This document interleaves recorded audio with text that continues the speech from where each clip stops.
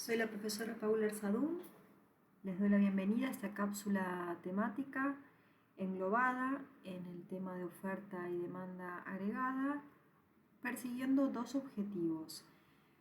Por un lado, explicar el comportamiento de la curva de la demanda agregada. Para ello me referiré a las razones que explican su pendiente y también me referiré a sus desplazamientos.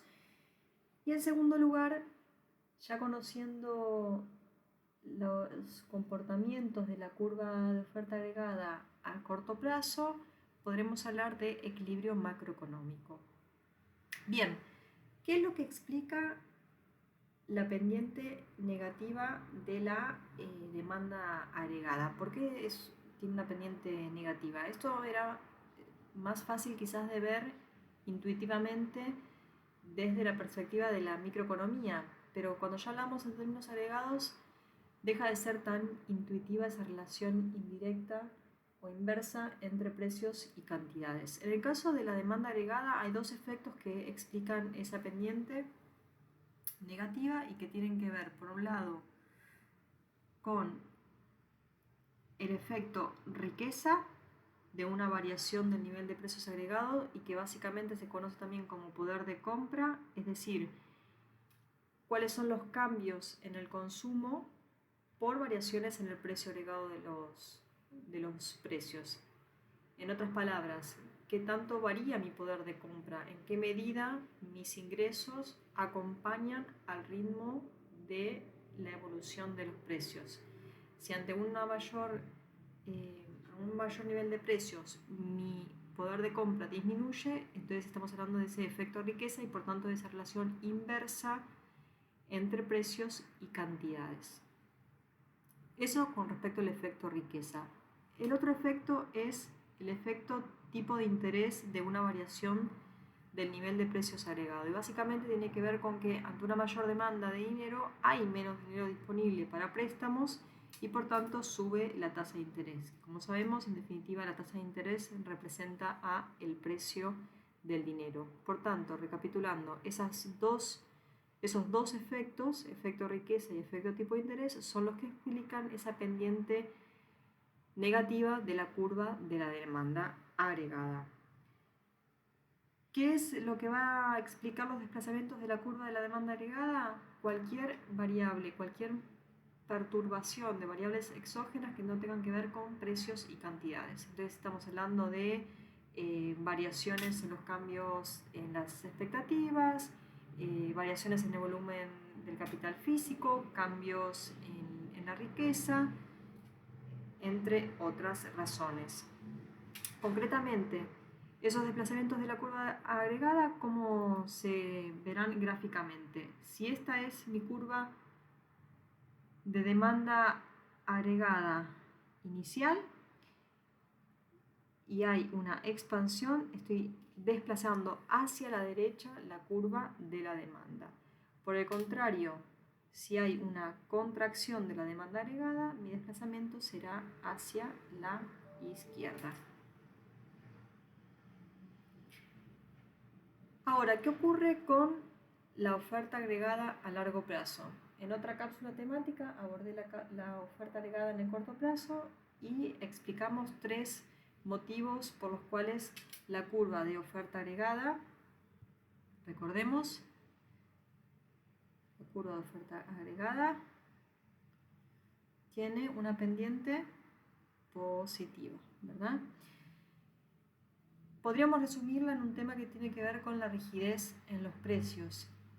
Por el contrario, en el largo plazo lo que decimos es que es posible ajustar todos los precios, inclusive resolver el problema de información imperfecta al que también hicimos referencia en la cápsula correspondiente a oferta agregada a corto plazo, y por tanto lo que podemos conocer a largo plazo es esa producción potencial de una economía.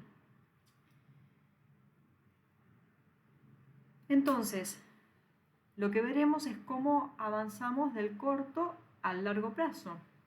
Por ejemplo, podríamos encontrarnos con una curva de oferta agregada a corto plazo inicial y que se presente, por ejemplo, una subida en los salarios nominales. Recordemos el ejemplo que dábamos en la cápsula anterior, en donde decíamos, en tanto y en cuanto los salarios nominales permanecieran constantes, pero los precios se incrementaran, los salarios reales disminuían. Pero si los salarios nominales, aquí estamos diciendo que hay un incremento, eso va a contraer a la curva de oferta agregada y por tanto se desplaza hacia la izquierda. Por el contrario, una caída de los salarios nominales, si esta es nuestra curva de oferta agregada inicial, lo que va a provocar es un desplazamiento hacia la derecha de la curva de oferta agregada. Entonces lo que estamos diciendo en el corto plazo es que ese equilibrio va a estar dado por el encuentro, por la intersección de las curvas de demanda agregada y de oferta agregada a corto plazo, en donde estableceremos el nivel de PIB real y de precios agregados de equilibrio. Lo cierto es que esto es un modelo dinámico y veremos que entonces provoca reacciones desde la oferta o la demanda. Aquí lo que podemos tratar de identificar es cuáles son las causas iniciales de esas perturbaciones.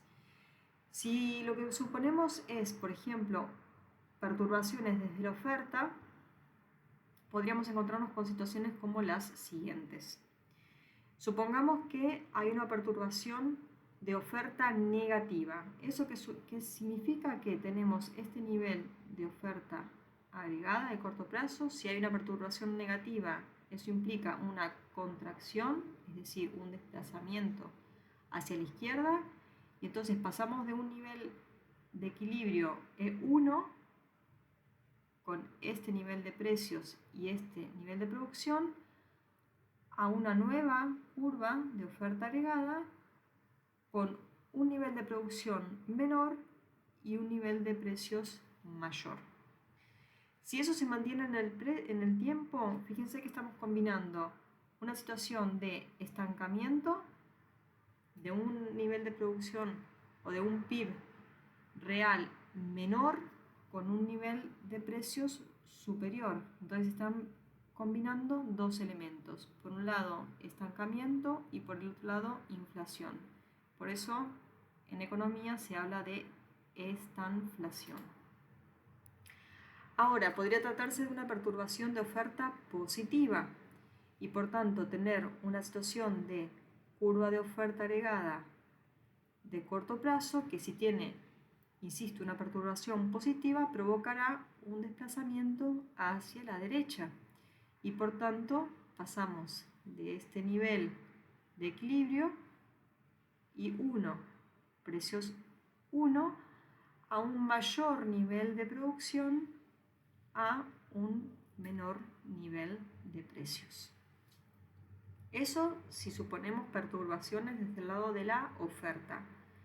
¿Qué pasaría si suponemos perturbaciones desde el lado de la demanda? Vamos a suponer una situación de demanda agregada como esta, en donde al tener una perturbación de demanda negativa, lo que ocurre es que se contrae, es decir, se desplaza hacia la izquierda. ¿Qué es lo que provoca? Provoca pasar de un punto de equilibrio E1 con este nivel de producción I sub 1 y este nivel de precios 1, a un menor nivel de producción con un menor nivel de precios. Si por el contrario hablamos de una perturbación de demanda positiva, eso implica que tenemos esta curva de la demanda agregada y se expande hacia la derecha, ¿sí? Y pasamos a esta curva de la demanda, en donde pasamos de este punto de equilibrio 1 con este nivel de producción y este nivel de precios a un nivel de producción mayor y a un nivel de precios también mayor. Por tanto, esto es lo que ocurrirá en el largo plazo. Este es el equilibrio macroeconómico de largo plazo. Ese punto en donde hay una intersección de las curvas de oferta y demanda de corto plazo tal que se alcanza lo que se conoce como producto potencial. Conociendo ese producto potencial, lo que podemos tratar de entender ahora es qué ocurre con esa dinámica. Decía, es un modelo dinámico. ¿Qué pasa con esas perturbaciones de oferta o demanda que a su vez repercuten en la oferta o en la demanda según corresponda? Veámoslo con un ejemplo concreto. Imaginemos una perturbación de demanda negativa inicial, ¿sí? Perturbación, dijimos, de demanda negativa inicial. ¿Eso que va a suponer? Pasar de la curva de demanda 1, esta que está aquí, y si es negativa, nos desplazaremos, eso es, nos desplazaremos hacia la izquierda. Nos desplazaremos aquí. Fíjense que entonces estábamos en nuestro producto potencial con un nivel de precios 1. Entonces, en el corto plazo lo que va a ocurrir es que tenemos un nuevo punto de equilibrio. Voy a borrar para que lo podamos ver más claramente. ¿Sí? Entonces estamos en un nuevo punto de equilibrio. ¿Cuál es el nuevo punto de equilibrio? Este que está aquí. Con un menor nivel de producción. Entonces, siempre que nos ubiquemos hacia la izquierda del producto potencial, diremos que estamos en un periodo de recesión. Veremos más adelante cuáles serán las políticas económicas que podríamos adoptar para salir de esos procesos de recesión. ¿Qué podría ocurrir luego? Podríamos pensar que hay una reacción también desde la oferta.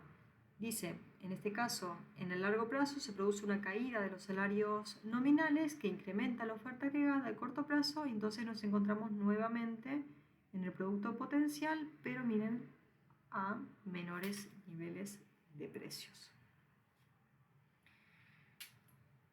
¿Qué podría ocurrir también? Por el contrario a la perturbación de demanda que veíamos en la diapositiva anterior, podría también darse una perturbación de demanda positiva, ¿sí? Inicial, en donde lo que se supone es que si es positiva, expando mi demanda hacia la derecha. Entonces pasamos de un punto de equilibrio inicial a un nuevo punto de equilibrio en donde tenemos mayor nivel de producción, en este punto de equilibrio E2. ¿Qué es lo que ocurre cuando estamos a la derecha del producto potencial? Así como decíamos que del lado de la izquierda hablamos de recesión, cuando estamos hacia la derecha del producto potencial hablamos de brecha inflacionista, es decir, que la economía se empieza a recalentar. Entonces, nuevamente veremos más adelante cuáles son las políticas económicas posibles de adaptar para volver a un punto de equilibrio y evitar esas brechas inflacionistas. En este caso, lo que nos plantean es que se incrementa el nivel de precios, eso provoca un descenso en el desempleo a corto plazo, hasta que a largo plazo se produce un aumento de los salarios nominales que reduce la oferta agregada a corto plazo y desplaza la economía de nuevo hasta la producción potencial. Y en este caso alcanzamos un nuevo punto de equilibrio, pero con precios agregados más elevados. Espero que esta cápsula haya sido de interés y de utilidad para comprender en mayor detalle tanto el comportamiento de la demanda agregada como el comportamiento del equilibrio macroeconómico.